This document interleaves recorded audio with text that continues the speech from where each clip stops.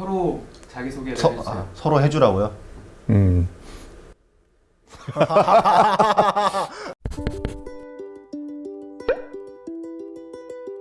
뭐라 그래야 되지? 아픈 손가락 자랑스럽기도 한 엄지손가락, 저희 집의 엄지손가락 박준입니다. 현재 서울대 건축과를 다니고 있고요. 독특한 이력이 하나 있는데요. 잠깐만 뭐야? 문과 전공자가 공대를 들어갔어요. 네. 깜짝이야. 독특한 이력의 소유자. 독특한 게 한두 개가 하고요. 아니어서. 또 한 가지는 살짝 요새 그 연예인병이 좀 걸려서 조금 그래요. 안 그래도 댓글 달린다고 너무 그래요? 철삭대요 저 사람 막 이런다고 애들이. 그래요? 잘 보고 계시네. 저 아빠 소개할게요. 저희 아버지고요. 성함은 박제자 경자고요. 야, 이름값 제대로 하고 있는 거야. 나 이슬제자의 서울경자거든. 이슬제자의 서울 경자라서 영어로 하면 이름이 인서울이에요. 그리고 저희 아버지고요. 저를 일찍 놓으셔가지고 젊으세요. 아직 50이 안 되셨고요. 그렇지. 근데 머리로만 치면 60은 자녀 서울대 합격했을 때 우리 그때 둘이 있지 않았어요? 몰랐어요. 원래 그 날짜에 합격자 발표되는 날인데 친구한테서 연락을 받고 맞아. 그래서 확인을 인터넷에 했었는데 제가 뭔가 작업을 하고 있었어요. 서재에서 합격을 확인하는 순간 기억 내가 뭐 했지? 생생합니다. 만세를 불렀죠. 소리 질렀지 내가 막. 만세를 이랬잖아. 불렀습니다. 만세를 불렀고 그 만세 소리 듣자마자 누가 먼저 할 것도 없이 둘이 얼싸안았던 기억이 진짜 있었습니다. 아빠가 보통 저한테 칭찬을 굉장히 안 하시거든요. 너 칭찬에 인색한데 그때 뭐라 그랬지? 수고했다 그랬나? 욕받다 그랬나? 뭐라 그랬지? 수고했다라고 수고했다라고 얘기했던 수고했다고 얘기했다고 그랬고 자랑스럽다고 얘기했던 거. 몇 안 되는 칭찬이에요. 열 손가락 안에 할 수 있을 걸. 근간에 느껴보는 아주 그 짜릿한 희열이었던 것 같아요. 자녀 서울대 합격시키고 가장 많이 들어본 질문. 일단 요즘도 그런 질문을 받아요? 요즘 당신 아들 뭐 하냐? 뭐 이런 질문 받겠지. 네, 그렇지. 지금은 군대는 갔냐? 군대는 갔냐? 군대 안 갔다. 가장 많이 들어봤던 질문이 얘가 공부를 잘했나 보죠. 뭐 집에서 어떻게 해줬냐? 누가 기여를 했냐? 엄마 작품이냐, 아빠 작품이냐? 이런 얘기 많이 들었던 것 같아요. 자녀들이 있는데 자기 자녀들한테 준이가 와서 이렇게 뭐 얘기해 줄 수 있느냐? 그러니까 지금도요? 지금도 얼마 전에 이거 보시고 또 서울대 합격을 한 기여도가 몇 대 몇이 된다? 저는 6대4 정도. 준이가 6, 아버지가 웬일이야? 뭐 어찌됐건 아버지가 앞에서 뭐라고 얘기를 하더라도 실행에 옮기고 진득하게 했던 거는 본인이니까 상대적으로 그 부모에 대한 기여도 나는 높다고 생각하는데 다른 집에 비해서? 그러니까 높게 준 거라고 나는 생각을 하는데 저는 말을 잘못하면 나가서 혼날 수 있으니까 5대5라고 할게요. 왜냐면 서울와서 내가 느낀 게 일단은 아버지가 자녀 입시에 더 많이 관심을 가진 사례가 없어요. 그러면 엄마? 보통 엄마들, 보통 어머님들이고 아이들이 막 스스로 입시 정보를 캐서 듣는 경우가 거의 없어. 내가 과외도 해보고 뭐 이것저것 해봤잖아. 근데 애들이 아는 경우가 없고 어머님들이 너무 많이 알아. 그래서 애한테 주입을 시켜. 이런 경우를 난 너무 많이 봤기 때문에 우리 둘이 이렇게 서로 발언권이 비등비등했던 게 그런 집이 잘 없었던 것 같아요. 엄마도 중요하잖아. 엄마가 일단 부모님 자식이라고 했잖아. 어떻게 서울대를 보냈는지. 본인의 의지가 명확했죠. 그 서울대를 가겠다는 생각을 처음에 품었던 게 중학교 2학년 때였던 걸로 기억이 그때부터 나 되는데 말하고 다니지 않았어요? 막 누구한테 말을 하고 끝나는 것이 아니라 그거를 이 장표로 만들어서 기록에 놨다는 게 상당히 중요한 부분인데 저거 언제 처음에 저게 나왔을 때 나도 저거 사실 좀 당황했었어요. 서울대를 가겠다 뭐 이렇게 했을 때 그 옆에 써 있는 서울대 건축학과 진학을 탁 보는 순간 그다음에 그 밑에 있는 수능 400점 만점을 치가했다는 걸 보는 순간 걱정 많이 했어요. 아무튼 수능 만점 못 받았는데 서울대 건축학과는 진학이 됐고 아빠가 나한테 시킨 게 아니었나 저게? 저거를 시킨 게 아니라 내가 쓰고 있던 그 플래너 그거를 보더니 너도 사달라고 그랬고 여기에 이러이러한 그 각각의 섹션들이 있는데 거기에다가 사명서를 저렇게 기록했는데 예사롭지 않아. 중학교 2학년짜리가 나 되게 자발적이었구나. 어떤 사람이 되자 뭐 불의에 따르지 말자 뭐 이런 거 내가 진리다. 와 참.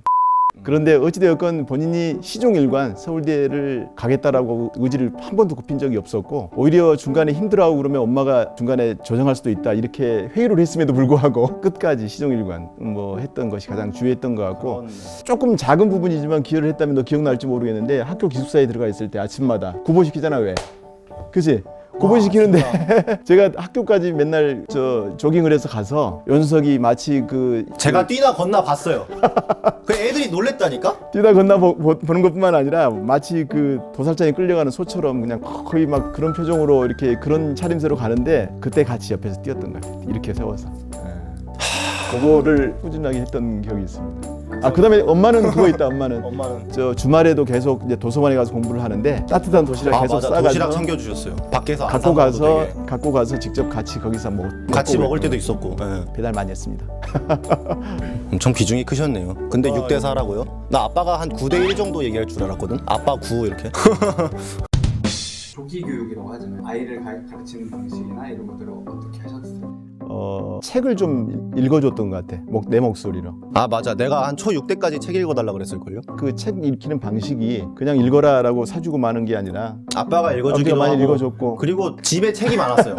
근데 또 무슨 책 읽으라고 강요를 안 했던 것 같아. 일단 집에 자꾸 책이 와. 택배로 이만큼 와.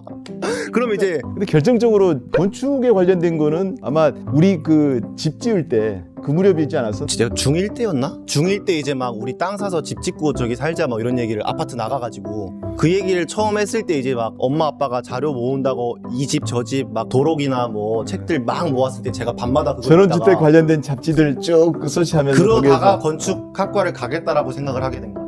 결정적으로 아주 지금 머릿속에 뚜렷하게 기억이 남아있는 게 어떤 거냐면 저희 집은 전통이 있거든요. 누군가가 뭔가 이거를 꼭 해보고 싶다라고 하면 합리적인 이유를 가족 구성원들한테 다 설명을 해야 됩니다. 4명이 모여서 그래서 얘기해야 돼요. 녀석이 그때 파워포인트로 그걸 PPT 만들었어, 뭐지? 만들어가지고 내가 건축을 해야 되는 이유를 가족 구성원 3명 앞에서 얘기했어요.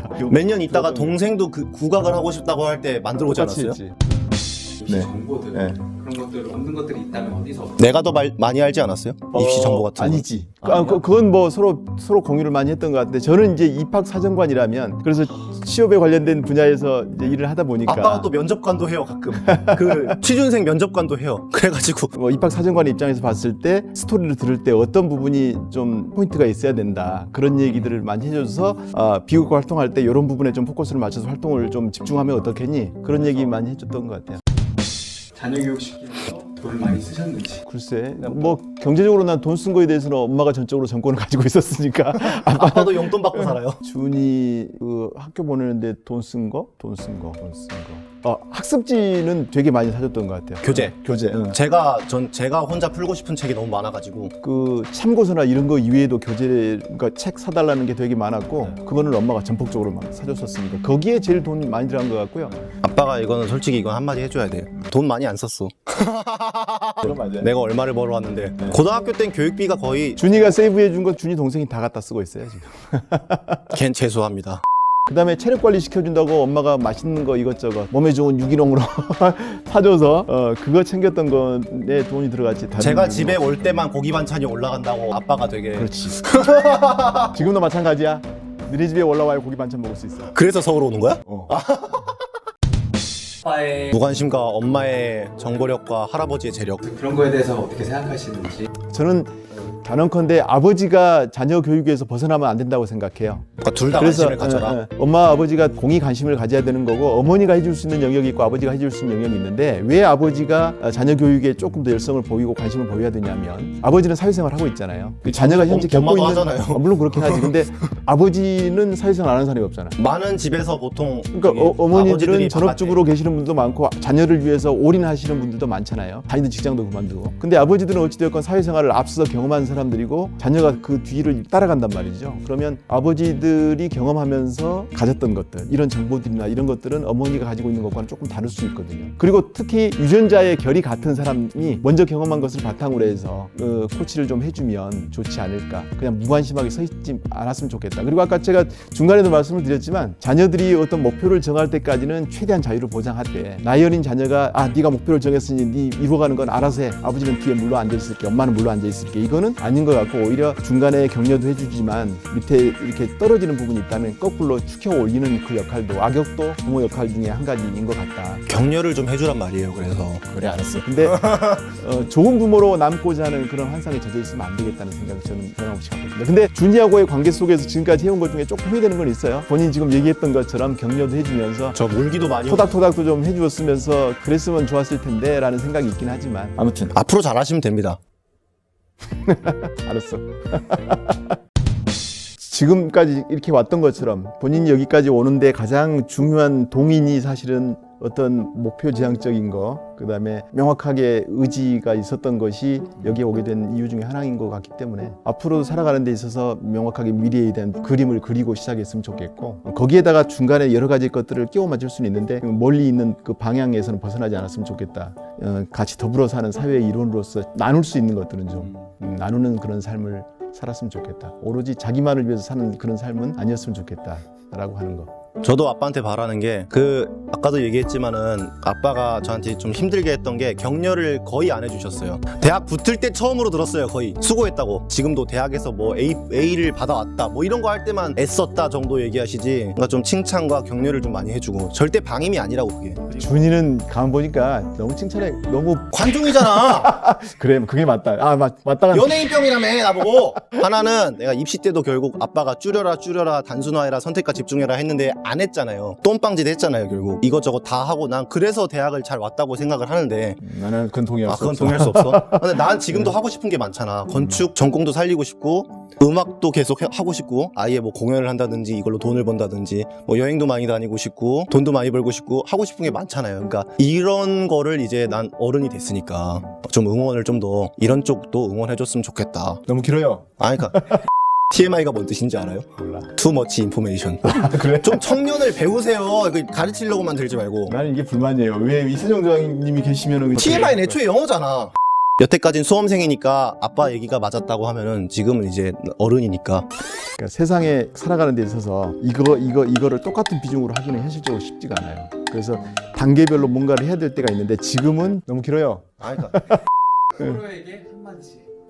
일단 같이 이 자리에 그 생각도 저희가 했어요. 제가 대학을 성공적으로 붙고 각자의 어떤 입시 성공 스토리를 아빠로서 아들로서 서로 각자의 레파토리를 갖고 이걸 많이 공유하자. 그래서 아빠는 강의 자리에서 제 얘기를 많이 했고, 저도 사교육 같은 것도 많이 해보고 유튜브도 지금 하고 있고, 그 꿈도 꿨거든요. 같은 자리에 서는 거를 진짜 꿈을 꿨었어요. 제가 이걸 여기서 일단 이루게 된 게 너무 아빠도 와줘서 고맙고 PD님도 감사드리고요. 내가 입시를 치르는데 정말 없어서는 안 되는 좋은 동반자로 지내주신 것 같아서, 물론 꼰대지만 좋은, 뭐 어쨌든 꼰대도 사실 너 잘 되라고 하는 얘기. 너무 길어요. 아니 그러니까 좋은 꼰대가 돼주셔서, 악역을 맡아주셔서 정말 고맙다는 얘기 하고 싶어요. 이 자리에서. 지금 이 단계까지 아버지하고 의기투합해서 우리가 원하는 목표를 이뤄왔었던 것처럼, 그게 이제 준이가 지금까지 아버지의 자부심으로 남아줬었는데, 이제는 대학을 졸업하고 사회 진출에서도 늘 변함없이 아버지의 자부심이 되어줬습니다.